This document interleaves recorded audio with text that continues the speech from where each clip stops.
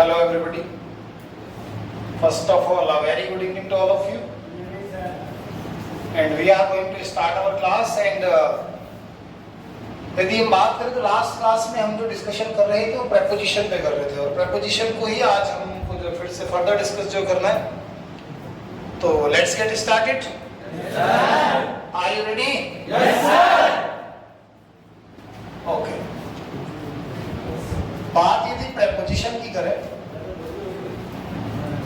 तो प्रेपोजिशन अपने आप में पार्ट्स ऑफ स्पीच है. और पार्ट्स ऑफ स्पीच अपने आप में कुछ इस प्रकार की होती है जिसका काम होता है रिलेशन दिखाना. यदि हम प्रेपोजिशन की बात कर लें तो प्रेपोजिशन आपका एक ऐसा पार्ट्स ऑफ स्पीच होती है जिसका काम होता है रिलेशन दिखाना. अब ये रिलेशन किस तरीके से दिखाती है, कैसे काम करती है, ये आज हमको सीखना होगा. अपने आप में one of the most important chapters में से एक हमारा चैप्टर है प्रेपोजिशन.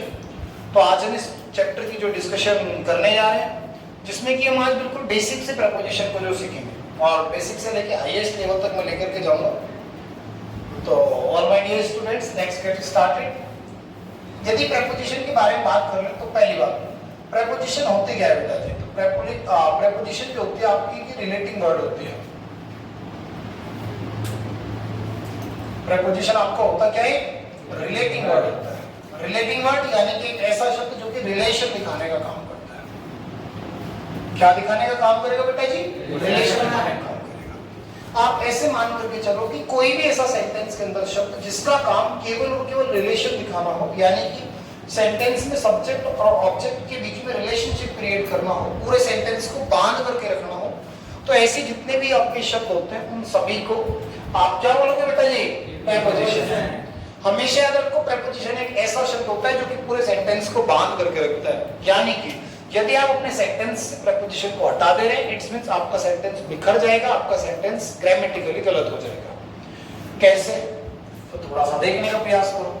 जैसे कि मैं एक बिल्कुल बेसिक एग्जांपल देता हूं. मैंने बोला था बॉय, या फिर नॉर्मली बोलता हूं कि a boy jumped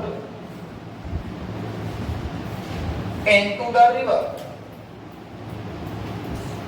A boy jumped into the river. एक लड़का नदी में कूद गया. तो आप यहाँ पे देख सकते हैं बेटा जी कि आपके सेंटेंस के अंदर सब्जेक्ट क्या है यहाँ पे? A boy. Jumped क्या है यहाँ पे? Verb. और ये the river आपके लिए क्या है? Object. और आप देख सकते हैं आसानी से कि ये जो आपका सब्जेक्ट है और ये जो आपका ऑब्जेक्ट है, इन दोनों के बीच में जो रिलेशनशिप कहीं ना कहीं क्रिएट हुई है, या फिर ऐसे भी कह सकते हो कि जो आपकी वर्ब है, वर्ब के रेस्पेक्ट में जो आपको ये ऑब्जेक्ट मिला है, इनके साथ जो रिलेशनशिप क्रिएट करी है वो किसने करी है? इनटू ने. तो ये इनटू यहाँ पे क्या है बेटा जी? प्रेपोजिशन. आप याद रखिए, यदि प्रेपोजिशन को सेंटेंस से हटा दो तो सेंटेंस तुरंत बिखर जाएगा. इट्स मींस सेंटेंस ग्रामेटिकली गलत हो जाएगा. जैसे कि आप मान के चलो कि यदि मैं इस इनटू को हटा दूं तो देखिए क्या ये सेंटेंस सही है? A boy jumped the river. क्या द रिवर? कोई सेंस नहीं आ रहा. तो इसलिए आप ध्यान रखें कि जब भी कभी आपको सेंटेंस के अंदर आपके पूरे सेंटेंस को बांध करके रखना हो, जोड़ करके रखना हो, सब्जेक्ट और ऑब्जेक्ट के बीच में रिलेशनशिप क्रिएट करनी हो, तो ऐसी स्थिति में आप हमेशा प्रेपोजिशन का यूज करते हैं. तो इसलिए बेटा जी यहाँ पे जो आपका इनटू था ये हो गया आपका प्रेपोजिशन. और एग्जांपल्स देखिए, मैंने बोला आपके सामने नॉर्मली एक एग्जांपल कि she always sits beside me, कि वो हमेशा मेरे बराबर में बैठती है. तो आप यहाँ पे देख सकते हैं कि उसकी बैठने की बात कर रहे हैं. तो यहाँ पर जो beside शब्द आपने लिया, ये इस ऑब्जेक्ट को जोड़ करके रखा है. तो ये beside आपका क्या बन गया बेटा जी? प्रेपोजिशन. ठीक है ना? कि जब भी कभी आपको कोई भी एक ऐसा शब्द नजर आ जाए जिसकी मदद से आप पूरे सेंटेंस को बांध करके रख रहे हो, जोड़ करके रख रहे हो, तो ऐसे सारे शब्दों को हम क्या बोल देते हैं बेटा जी? प्रेपोजिशन. Okay, done. ये बेसिक सी बात आपको समझ में आई. अब यदि मैं बात करूं आपके सामने प्रेपोजिशन की, अगेन मैं प्रेपोजिशन को डिस्कस करता हूं. तो बेटा जी प्रेपोजिशन जो शब्द होता है ये आपका दिखा क्या रहा है? रिलेशन. किस किस के बीच में दिखा रहा है? सेंटेंस के अलग अलग पार्ट्स के बीच में. हो सकता है वर्ब का रिलेशन ऑब्जेक्ट के साथ दिखाए, हो सकता है सब्जेक्ट का रिलेशन ऑब्जेक्ट के साथ दिखाए, तो किसी के साथ में भी ये रिलेशन आपका जो दिखा सकता है. तो रिलेशन दिखाते समय किस आधार पे ये रिलेशन दिखाता है? रिलेशन दिखाते समय किस आधार पे ये रिलेशन दिखाता है उससे पता चलता है प्रेपोजिशन कैसी है। यानी कि बेटा जी ये टाइम के आधार पर रिलेशन दिखाता है, ये पोजीशन के आधार पर रिलेशन दिखाता है, या फिर ये मतलब मीनिंग के आधार पर रिलेशन दिखाता है। ये चीजें अब हमको जाननी होगी। यदि कोई भी प्रेपोजिशन टाइम के आधार मतलब टाइम के बेसिस पे रिलेशनशिप क्रिएट करती है तो वो टाइमफुल प्रेपोजिशन कहलाई जाती है। यदि कोई प्रेपोजिशन पोजीशन के आधार पर रिलेशन क्रिएट करेगी तो वो पोजिशनल प्रेपोजिशन कहलाई जाएगी। और वहीं यदि कोई प्रेपोजिशन मीनिंग के आधार पर रिलेशनशिप क्रिएट करेगी तो ऐसी सारी प्रेपोजिशंस मीनिंगफुल प्रेपोजिशन कहलाई जाती है। ठीक है बेटा जी, अब हम तो जो एक एक पॉइंट को जो डिस्कस करते हुए चले जाएंगे। जैसे कि सबसे पहली बात मैं आपके सामने इनको और एट को डिस्कस करता हूँ, बिल्कुल बेसिकली अभी स्टार्टिंग कर रहे हैं हम। तो यदि मैं इन की बात करूं और एट की बात करूं और मैं इसको एज अ टाइमफुल प्रेपोजिशन की बात करने का प्रयास करूं तो आप ध्यान रखिए बेटा कि एट का इस्तेमाल आप हमेशा करते हैं एग्जैक्ट पॉइंट ऑफ टाइम के लिए। किसके लिए करोगे लाड लोग? एग्जैक्ट पॉइंट ऑफ टाइम के लिए। वहीं इनका इस्तेमाल आप जो करते हैं इनका इस्तेमाल आप करते हैं पीरियड ऑफ टाइम के लिए। यहीं पे बेटा एक और प्रेपोजिशन आपके निकल कर आती है ऑन। ऑन का इस्तेमाल करते हैं आप हमेशा डेट को या फिर डे को दिखाने के लिए। जैसे कि बेसिकली कुछ एग्जांपल्स आपके सामने लेकर के आ रहा हूं। मैंने बोला I will meet you, I will meet you at 11 PM। मैं तुमसे शाम के 7 बजे मिलूंगा। तो आपने देखा 7 मतलब कि 11 PM ये एक एग्जैक्ट पॉइंट ऑफ टाइम है। और जो भी आपका एग्जैक्ट पॉइंट ऑफ टाइम होता है उसके लिए क्या आता है बेटा जी? एट। अब मैं यहीं पे आपके सामने दूसरा एग्जांपल दूं। मैंने बोला ही finished his work on Monday, कि वो अपना काम मंडे को पूरा करेगा। सॉरी उसने अपना काम मंडे में पूरा कर लिया। तो आपने देखा बेटा जी कि मंडे आ गया। मंडे क्या है आपके सामने? डे। तो डे को दिखाने के लिए कौन आता है आपका? ऑन आता है। इसी प्रकार से आपको यहाँ पे morning, evening, 2 day, 3 day, 5 years यानी कि एक पीरियड ऑफ टाइम देखने को मिलता है। तो ऐसी स्थिति को दिखाने के लिए आप यूज कर लेते हो इनका। बेसिकली एक बेसिक सी बात समझ में आई कि जब भी कभी आप किसी भी प्रेपोजिशन के साथ में रिलेशन दिखाते हैं तो आप ये देखिए रिलेशन किस आधार पे दिखाया जा रहा है। इट्स मींस आपका रिलेशन टाइम के आधार पे, पोजीशन के आधार पे या मीनिंग के आधार पे, जिस भी आधार पे आपका रिलेशनशिप होता है उसी के बेसिस पे हम ये डिसाइड करते हैं कि आपकी प्रेपोजिशन कैसी है, यानी कि टाइमफुल है, पोजिशनल है या फिर मीनिंगफुल है। तो अभी मैंने आपको एक एग्जांपल दिया जो कि तीनों ही प्रेपोजिशन किसके साथ में रिलेशन दिखाई? टाइम के साथ। तो ये तीनों ही प्रेपोजिशन आपकी कैसी थी? टाइमफुल प्रेपोजिशन। कैसी थी बेटा जी? टाइमफुल प्रेपोजिशन। लेकिन आप अपने सेंटेंस के अंदर सेम प्रेपोजिशन का इस्तेमाल कर सकते हो किसी पोजीशन को दिखाने के लिए। समझ पा रहे हो? तो यदि आपको कोई पोजीशन दिखानी है तो भी आप इनका इस्तेमाल कर सकते हो। जैसे कि आप थोड़ा सा समझने का प्रयास करें आप लोग, एट और इन की कहानी कुछ यूं होती है कि यदि इनकी मदद से आपको कोई पोजीशन दिखानी है यानी किसी की स्थिति दिखानी है, स्थान दिखाना है, तो एट का इस्तेमाल करते हैं स्मॉल प्लेसेस के लिए और इनका इस्तेमाल करते हैं बिग प्लेसेस के लिए। एट का इस्तेमाल किसके लिए करोगे? स्मॉल प्लेसेस के लिए, और इनका इस्तेमाल करोगे बिग प्लेसेस के लिए। ऐसे मान लीजिए अगर मैं आपसे बात करूं तो जब भी कभी आप किसी ऐसी जगह का नाम लेते हैं जिसके बारे में हर कोई जानता है, सभी को वो जगह वेल नोन है, तो ऐसी सारी जगहों के नाम के पहले क्या आता है आपको? हमेशा इन। और वहीं पे कोई छोटी जगह के बारे में आप चर्चाएं करते हैं तो उनके पहले क्या आएगा आपका? एट। डन? जब भी कभी किसी बड़ी जगह के बारे में बात करनी है तो आप लेकर के आओगे इन, और जब भी कभी छोटी जगह के बारे में बात करनी है तो आप लेकर के आओगे बेटा जी एट। जैसे कि मैं बेसिक से एक एग्जांपल देता हूं। मैंने बोला I live at Kuchaman city in Rajasthan. तो मैंने आपके सामने जो दो जगहों का वर्णन किया है, एक तो राजस्थान है आपके सामने और एक कुचामन सिटी है। आप सभी जानते हो कुचामन सिटी छोटी जगह है राजस्थान के कंपैरिजन में, तो राजस्थान बड़ी है तो राजस्थान के लिए क्या गया? इन। और वहीं कुचामन सिटी राजस्थान की कंपैरिजन में छोटी है तो क्या गया बेटा जी? एट। तो ये चीजें आपको ध्यान रखनी। अब की बार जो ये दोनों प्रीपोजिशन इन्होंने बेटा रिलेशन दिखाया है, लेकिन किसके रेस्पेक्ट में? पोजीशन के रेस्पेक्ट में। तो ये आपकी कैसी प्रेपोजिशन बन गई? Positional preposition. ये आपकी कैसी बन गई? Positional preposition. तो आपको इन सारी बातों को जो ध्यान रखना है। डन हुई बात? Yes sir. Any doubt? No sir. Okay, let's check out.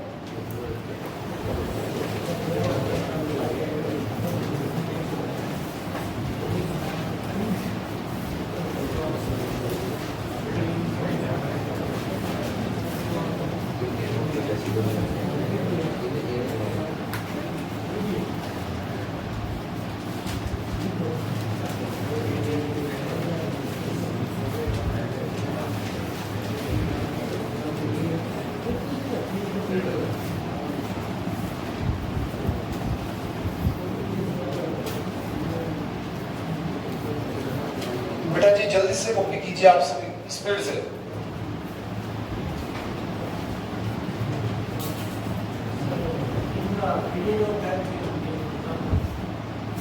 बेटा इनके यदि मैं बात पीरियड ऑफ टाइम की करूं तो जैसे कि in the morning, in evening, in 3 years, 2 years, duration of time होता है ना, वही आपका पीरियड ऑफ टाइम होता है। इंडेफिनिट टाइम, उसके लिए आप इनका यूज करते हैं।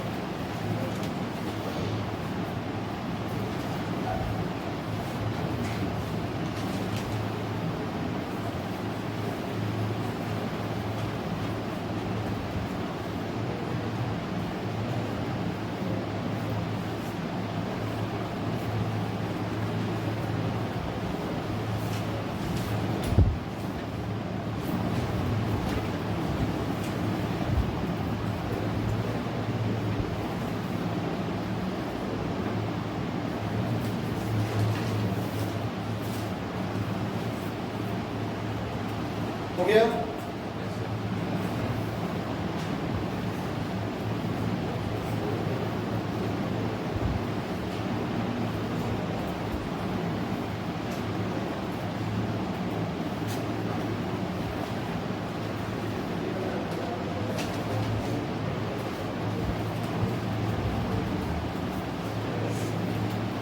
हो गया बेटा जी? Yes sir. सभी ने कर लिया ना?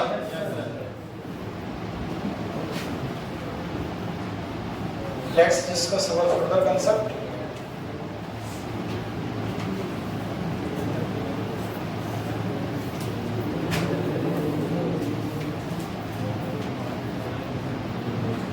चलिए बेटा, जब भी मैंने बेसिक सी चीजें बताई हैं, हालांकि इन और एट के बारे में भी बहुत सारी चर्चाएं हमारी होंगी, लेकिन ये मैंने एक बिल्कुल बेसिक बात आपके सामने रिप्रेजेंट की है कि आखिरकार किस तरीके से जो आपकी कोई भी सेंटेंस होगा उसके अंदर प्रेपोजिशन काम करती है।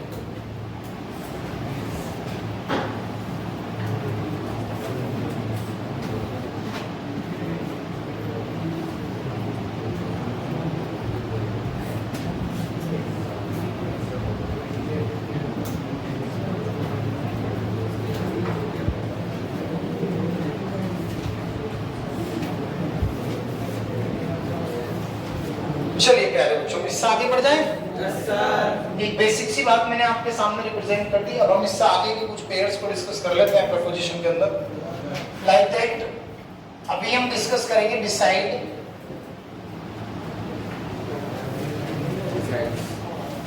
और डिसाइड्स। एक बार जल्दी से इसको मैं आपको रिमाइंड करवा देता हूँ।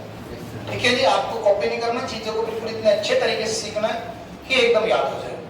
देखो बेटा, अगर मैं इन दोनों वर्ड्स की आपके सामने डिस्कशन करूं या चर्चा करूं तो आप देख सकते हैं कि दोनों शब्द सेम है, सिवाय इस बात के कि इसके अंदर जो एस है वो आपका एक्स्ट्रा है। भाई यदि हम इन दोनों शब्दों को देखें तो इसके अंदर क्या है बेटा? एस एक्स्ट्रा है, यानी कि इस बिसाइड्स का मीनिंग क्या होता है? एक्स्ट्रा। एक्स्ट्रा यानी कि एडिशनल, एक्स्ट्रा यानी कि एडिशनल, एडिशनल यानी कि अतिरिक्त। अतिरिक्त का मतलब क्या हो गया बेटा जी? के अलावा, के सिवाय। तो जब भी कभी आपको अपने सेंटेंस के अंदर किसी भी चीज में एक्स्ट्रा की सेंस में आपको बातें करनी है तो आप वहां पे किसका यूज करोगे? बिसाइड्स का। इसके साथ ही साथ यदि मैं बिसाइड की बात करूं तो बिसाइड शब्द दो शब्दों से मिलकर के बना है, बी प्लस साइड। किस से मिलकर बना है? B plus side. बी का मतलब क्या होता है? की, और साइड का मतलब क्या होता है? तरफ या फिर और। तो यानी किसी न किसी की और। इट्स मींस यदि बेटा जी आपको किसी की पोजीशन को दिखाना है, क्या दिखाना है आपको? किसी की पोजीशन को, तो आप यूज करोगे बिसाइड का। और यदि आपको एक्स्ट्रा या एडिशनल के सेंस में बात करनी है तो आप यूज करोगे बिसाइड्स का। धन्यवाद। जैसे कि मैं एक नॉर्मल एग्जांपल देता हूं। मैंने बोला my friend always lives beside या फिर besides शिव टेम्पल या शिव मंदिर। हाँ बेटा, क्या गलती है इसके अंदर? मतलब क्या आना चाहिए इसके अंदर? Besides। वहीं पे मैं एक और एग्जांपल देता हूँ। मैंने बोला beside या फिर besides a car he has a bike। मैंने बोला गाड़ी के अलावा उसके पास बाइक भी है, तो क्या लेकर के आओगे बेटा जी? besides। डन हो रही है बात? पक्का? तो आप तो याद रखें कि beside और besides इन दोनों वर्ड्स को आप देखें, दोनों प्रेपोजिशंस को यदि आप देखते हैं तो आप क्या पाते हो कि भाई इसमें एस एक्स्ट्रा है, तो यानी जिसमें एस एक्स्ट्रा है उसका हिंदी मीनिंग क्या है आपका? एक्स्ट्रा। और वहीं दूसरा आपका है केवल बिसाइड, और बिसाइड है यानी कि बी प्लस साइड, तो यानी कि आप किसी चीज की तरफ, किसी चीज की ओर इशारा करने का काम कर रहे हैं। तो ये मैंने आपके सामने एग्जांपल दी। और एक और एग्जांपल देखिए, मैंने बोला ही इज स्टैंडिंग बिसाइड या फिर बिसाइड्स आ कॉफी शॉप, कि वो जो कॉफी शॉप के बराबर में खड़ा हुआ है, तो बेटा क्या आएगा इसमें? बिसाइड। और मैं अगला एग्जांपल दूं, और मैंने बोल दिया कि Raju is very hard working.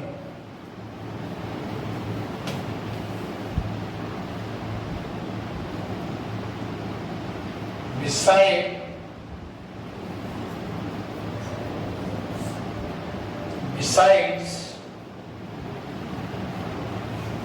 being intelligent,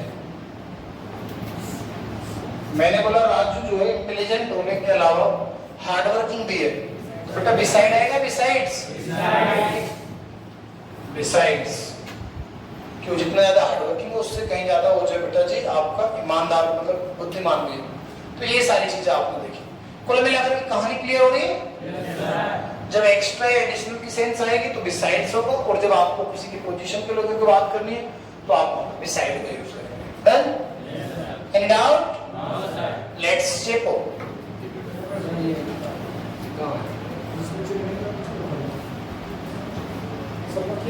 Yes, sir.